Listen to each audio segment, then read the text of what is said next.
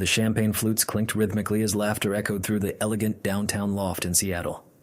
String lights cast a warm glow over the crowd of well-dressed professionals, all gathered to celebrate another successful quarter at the firm.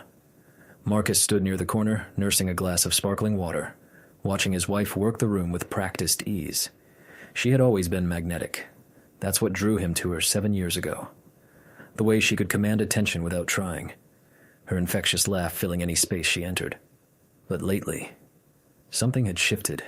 The charm that once felt inclusive now seemed designed to exclude him, to diminish him in front of others. "Oh, there you are." Her voice cut through the ambient noise as she approached with 3 colleagues in tow. Her cheeks were flushed from wine, her eyes glittering with something he couldn't quite name. "I was just telling everyone about your little hobby, the model trains in the basement." The men chuckled politely. Marcus forced a smile. "Just a way to unwind?" "It's adorable, really," she continued, her hand landing on one of the colleagues' arms as she leaned in conspiratorially. "Like having an overgrown child in the house. But I suppose every woman needs a project, right?"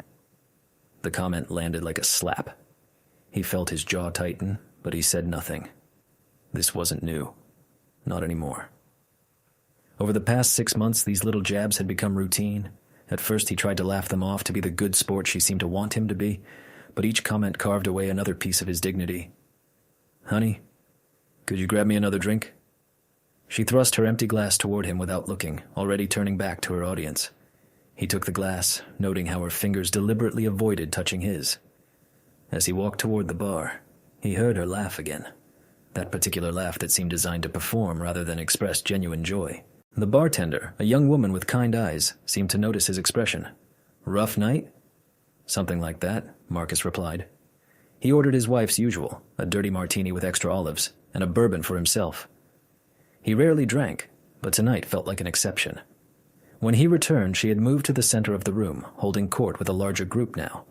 He recognized most of them, colleagues, clients, a few mutual friends from their early years together. She was telling a story, her hands gesturing dramatically, and then she paused for effect, her eyes scanning the crowd until they landed on him approaching with her drink. "Then I realized I'd married someone who can't even hang a picture frame straight. We've had the same painting leaning against the wall for 3 months." More laughter. Someone muttered something sympathetic. He handed her the martini, which she accepted without acknowledgement, never breaking her narrative flow. "But honestly," she continued, her voice rising slightly as the alcohol loosened her tongue, "isn't that marriage? Just accepting that you're stuck with someone's mediocrity?" The word hung in the air. Mediocrity. He felt something crack inside his chest. Not his heart exactly, but the shell he'd been building around it. The protective barrier that had been telling him this was normal, that all marriages went through rough patches. He looked around the room at the faces watching her. Some were laughing, some looked uncomfortable, but all were focused on her performance. That's what this was, he realized. A performance. And he was the prop. She raised her glass high, swaying slightly. "You know what I've been thinking?" The room quieted, sensing something significant coming. "I could leave him right now if I wanted to. Just walk out that door and never look back." She laughed, expecting others to join in. Some did, nervously. Others shifted their weight, suddenly fascinated by their shoes. But he didn't laugh. He didn't move. He simply stood there looking at this woman he'd loved for 7 years and felt absolutely nothing. The anger he'd expected didn't come. Neither did the hurt. Just a profound, settling calm. "Then do it," he said quietly. The room went silent. She turned to face him, the smile still frozen on her face, but confusion flickering in her eyes. "What?" "I said, then do it." His voice was steady, clear enough to carry across the now silent room. "If you want to leave, leave. The door's right there." Her laugh came out strangled, uncertain. "Oh, come on. Don't be so sensitive. I'm just joking around." "Are you?" He set his bourbon down on the nearest table with deliberate care. "Because you've been joking around for months now. Every dinner party, every social gathering, every opportunity you get to make me look small in front of other people. So I'm calling your bluff. If you want out, get out." The color drained from her face. Around them, people had started examining their phones, their drinks, anything to avoid witnessing what was clearly no longer entertainment, but the dissolution of a marriage in real time. "You're making a scene," she hissed, stepping closer to him. "No," he replied calmly. "You made the scene. I'm just refusing to be part of it anymore." She glanced around at their audience, her performer's instincts struggling to regain control. "Everyone's had a long week at work. Stress, you know how it is." "Don't," he interrupted. "Don't make excuses for me. Don't explain me away like I'm the problem here. You stood in front of all these people and said you could leave me right now. I'm giving you permission. Hell, I'm encouraging it." Her hand reached for his arm, but he stepped back. The gesture was small, but definitive. "Baby, please. Can we talk about this at home? We've been talking at home. Or rather, I've been trying to talk, and you've been dismissing me, gaslighting me, telling me I'm too sensitive, or that I can't take a joke." He looked at her clearly now, seeing past the makeup and the designer dress to the person underneath. "I'm done being your punching bag. I'm done being the comic relief in your life story." One of her colleagues, a senior partner at her firm, cleared his throat. "Maybe we should give you two some privacy." "No need," he said, his eyes never leaving his wife's face. "I'm leaving. You all enjoy the rest of your evening." He turned toward the door and she grabbed his sleeve. "Wait. You can't just walk out like this." He looked down at her hand, then back at her face. "Actually, I can. You just spent the last 20 minutes telling everyone how easy it would be for you to do exactly that. Turns out it's even easier when you finally realize you deserve better." "Better?" Her voice rose defensively. "I've given you everything. A home, a life, connections. You've given me humiliation," he said quietly. "Constant, calculated humiliation. And I let you because I loved you. But love isn't supposed to make you feel worthless." He gently removed her hand from his sleeve and walked toward the door. Behind him he heard her voice crack. "If you walk out that door, don't bother coming back." He paused, his hand on the doorknob, and looked back one last time. She stood in the center of the room, surrounded by people, but utterly alone. Her face a mask of shock and anger, and something that might have been fear. "I won't," he said simply, and left. The cool night air hit his face like a baptism. He stood on the Seattle sidewalk for a moment, breathing deeply, waiting for the regret or panic to set in. It didn't come. Instead, he felt lighter than he had in months, as if he'd been carrying an enormous weight and had finally been given permission to set it down. His phone buzzed. Her name lit up the screen. He declined the call and started walking. He walked for blocks, his mind surprisingly clear. The city lights blurred past as he replayed not just tonight, but the last year of their marriage. How had he missed it? Or had he simply chosen not to see the small criticisms that grew larger? The way she'd started going out without him more often. The subtle ways she'd begun excluding him from her life while keeping him around as a prop. A safe backup plan. His phone buzzed again and again. He turned it off. By the time he reached their apartment, no, he corrected himself, her apartment soon enough, he had made several decisions. He would sleep in the guest room tonight.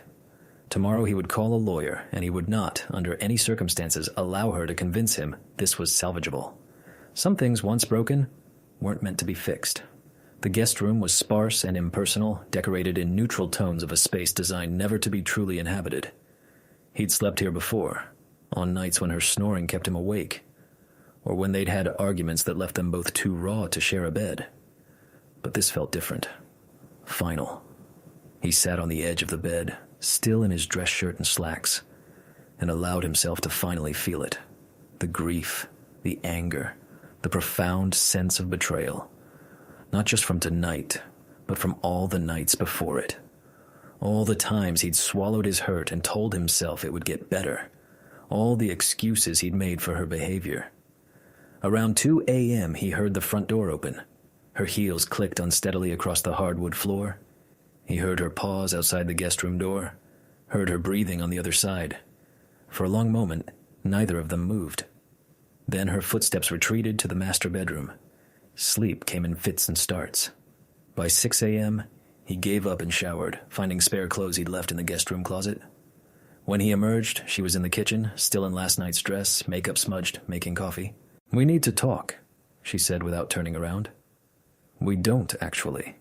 He grabbed his work bag from the hall closet. Where are you going?" She turned now, and he saw the redness around her eyes. She'd been crying. "To work, then to a hotel, then to a lawyer." "A lawyer?" Her voice cracked over one stupid comment at a party. He set his bag down and looked at her directly. "If you genuinely believe it was just one comment, then you're either lying to yourself or to me. Either way, I'm done. I was drunk. I didn't mean it." "You meant every word. Drunk words are sober thoughts." He picked up his bag again. "I'll be back this weekend for my things." "Please," she said, tears spilling over now. "Please. Can we just talk about this like adults? Like adults?" He laughed. The sound was bitter even to his own ears. "You've spent months treating me like a child. Like your personal servant. Like an embarrassment you're forced to keep around. Now you want to talk like adults?" She moved toward him, but he held up a hand. "Don't. Just don't." He left before she could respond, before her tears could erode his resolve. He knew her tactics, knew how she could cry on command when the situation called for it. He'd seen her do it to others, to her parents, to colleagues, to get her way. He wouldn't fall for it again. At work, he went through the motions, his mind elsewhere. During lunch, he called 3 divorce attorneys, settling on one who had strong reviews and, importantly, a female partner. He didn't want anyone suggesting this was about him being controlled or manipulated because of gender. This was about respect, plain and simple. His phone had 47 missed calls and twice as many texts. He blocked her number. That evening, at a generic hotel near the office, he finally allowed himself to check his email. Buried among the work messages was one from her sent at 3 p.m. "I know you won't answer my calls. I know I messed up, but please give me a chance to explain. There are things you don't understand. I love you. I've always loved you. Please come home so we can fix this." He stared at the message for a long time, looking for sincerity in the words. But all he could see was calculation. The right words deployed at the right time to achieve the desired effect. He'd fallen for it before. Not again. He archived the email without responding. The next morning he received a call from their mutual friend, Sarah. Against his better judgment, he answered. "What the hell happened?" Sarah demanded. "She's calling everyone, crying, saying you abandoned her. Did she mention what she said at the party?" "She said it was a joke that you overreacted to." "Of course she did." He rubbed his temples. "Sarah, I can't get into this right now, but I need you to understand. This wasn't about one comment. This was the final straw in months of her systematically humiliating me." "She says you're being dramatic." "Then believe her," he interrupted. "I really don't care anymore what story she's telling. I know my truth." He hung up before Sarah could respond. He needed to start cutting ties, even with people he cared about. If they chose to believe her version, that was their choice. That afternoon, while going through documents for the lawyer, he decided to check their cell phone records. He wasn't looking for anything specific, just documentation of the decline of their marriage. What he found made his blood run cold. Hundreds of messages to a number he didn't recognize, dating back 6 months. Unable to access the content through the phone records, he remembered her iPad, still synced to her iCloud account, still sitting in their apartment. He shouldn't. He knew he shouldn't. But something compelled him. That evening, he went back to the apartment while she was at work. The iPad was right where it always was, on the kitchen counter. He unlocked it with the passcode they'd always shared and opened her messages. The truth was somehow worse than any affair would have been. The messages weren't love letters to another man. They were worse. They were a systematic deconstruction of him as a person, shared with her friend Jessica, someone he'd always considered kind, someone they'd had over for dinner dozens of times. He scrolled back to 6 months ago when the tone of his wife's behavior had first started to change. "Jessica, so when are you going to leave him?" "Victoria, I can't yet. Need to be strategic about it. He'd get half of everything." "Jessica, girl, you make 3 times what he does." "Victoria, no prenup. We were young and stupid, but I've been documenting everything, his inability to contribute equally to the household." "Jessica, contribute? He does all the cooking and cleaning." "Victoria, financially, I mean. My lawyer said I need to establish a pattern of him being dependent on me." He felt sick. He sat down on the kitchen floor, the iPad trembling in his hands, and kept reading. "Victoria, I've been pushing him in social situations, seeing how much he'll take before he snaps. Jessica, why would you want him to snap? Victoria. Because if he loses his temper, especially publicly, I can claim emotional instability. Maybe even get a restraining order. Then I keep the apartment and he looks like the bad guy. Message after message detailed her strategy. How she'd been deliberately humiliating him to provoke a reaction. How she'd been flirting with other men in front of him to make him jealous, hoping he'd cause a scene. How she'd been documenting every minor disagreement, every forgotten errand, every human imperfection, building a case against him. The messages from last night made him want to vomit. Victoria, I think I pushed too hard tonight. He actually walked out. Jessica, oh no! Did he make a scene? Victoria, not really, that's the problem. He was too calm. Just said I could leave if I wanted to and then he left. Jessica, what are you going to do? Victoria, damage control. I'll cry. Apologize. Say I was drunk. He always forgives me when I cry. Jessica, and if he doesn't? Victoria, then I move to plan B. Tell everyone he's been controlling, isolating me from friends. A few people saw him make a scene tonight. I can spin that. He took screenshots, dozens of them. Every damning message, every calculated manipulation, every cold discussion of how to destroy him. His hands were shaking so badly he could barely hold the iPad. There was a noise at the door. She was home early. He stood up, iPad in hand, as she walked into the kitchen. She froze when she saw him, her eyes dropping to the device in his hands, the screen still showing her messages. That's private, she said, her voice sharp. Private? He laughed, the sound hollow.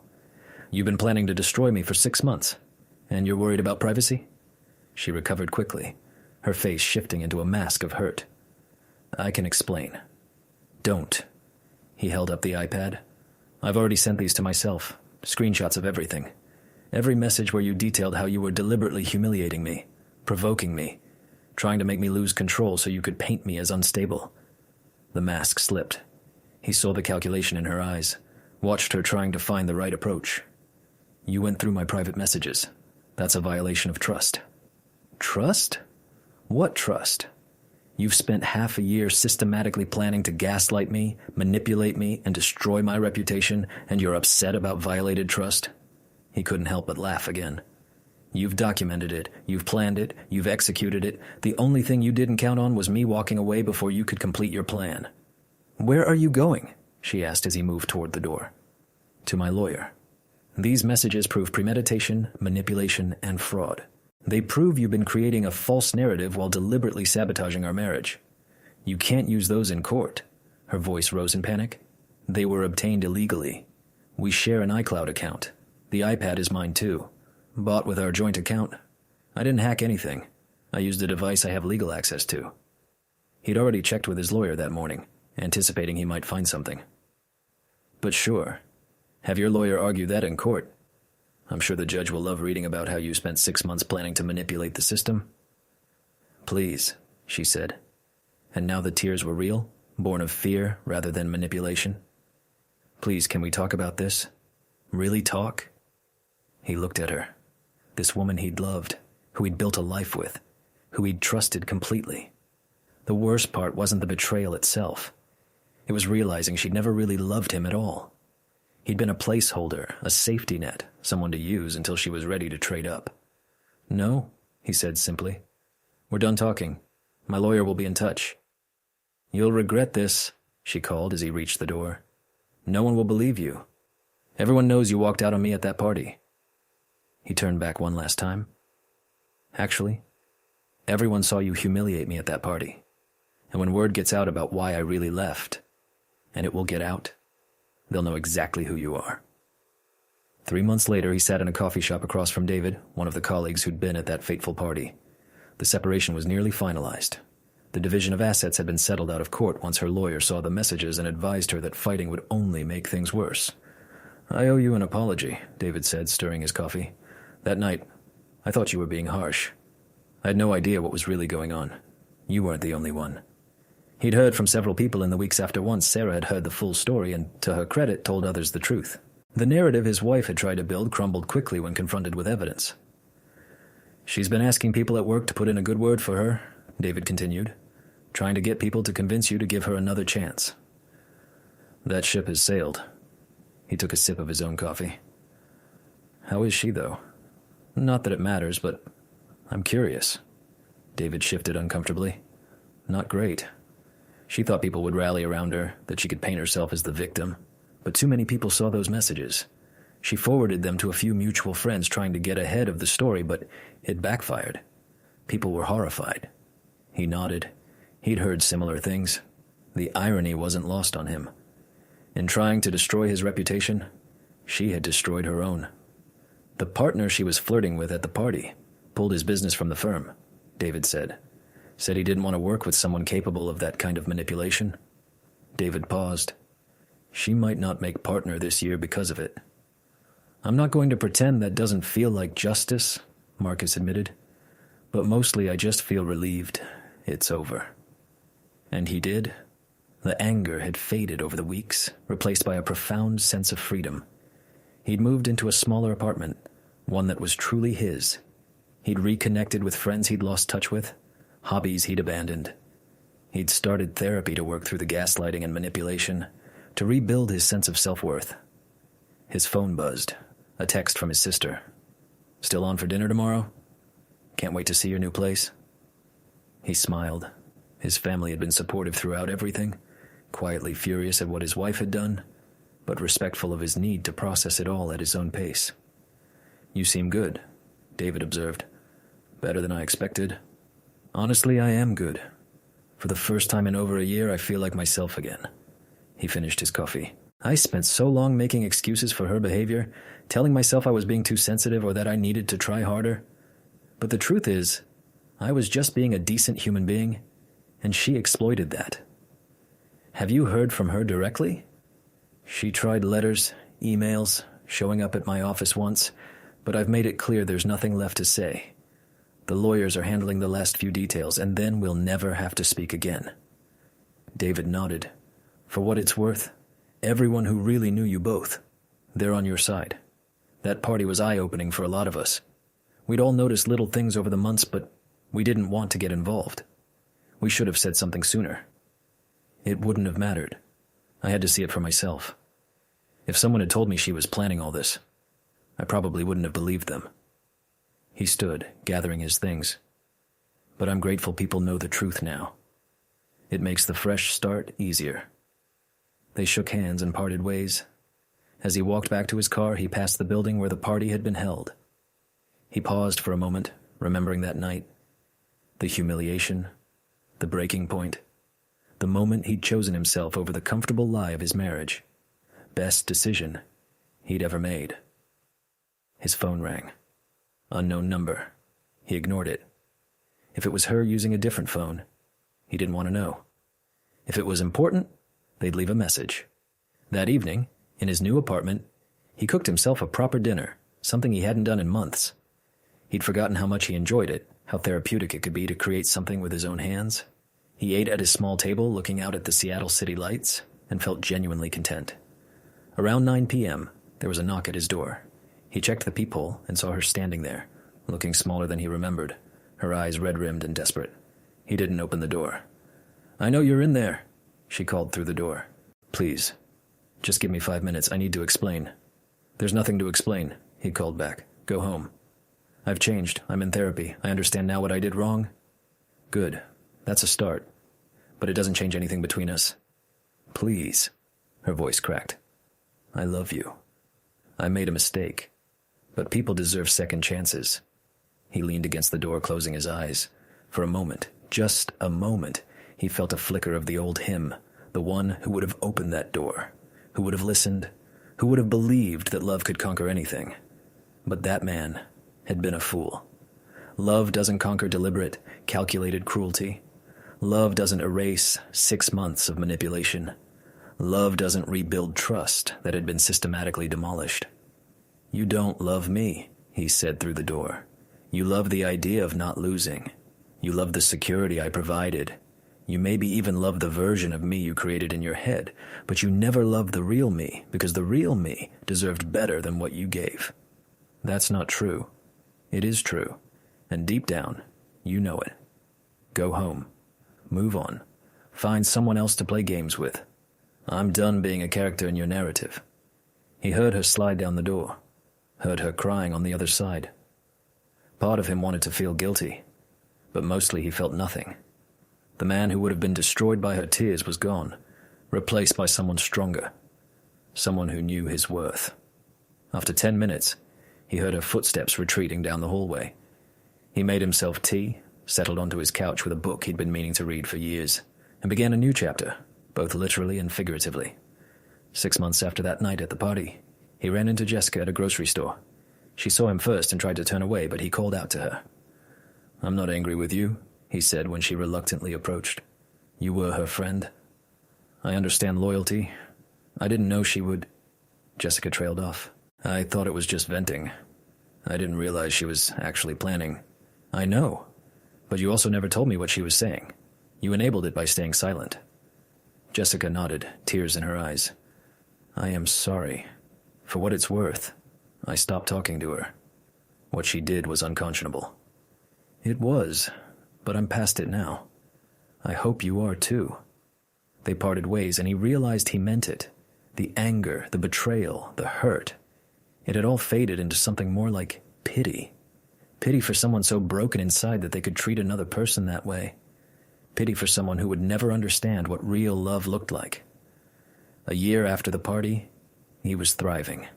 New job, new apartment, new life. He'd even started dating again, carefully taking his time, but hopeful in a way he hadn't been in years.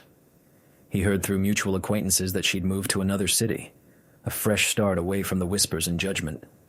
He hoped she'd find whatever she was looking for, as long as it was far away from him. Sometimes late at night, he thought about that moment at the party, the silence after he'd called her bluff, the walk to the door, the freedom that came with choosing himself. He'd never regret it. Walking away from someone who treated him like he was worthless was the most valuable thing he'd ever done, because he'd learned the most important lesson of all. You teach people how to treat you, and he would never again accept less than respect, dignity, and genuine love. The party had ended that night, but his real life was just beginning.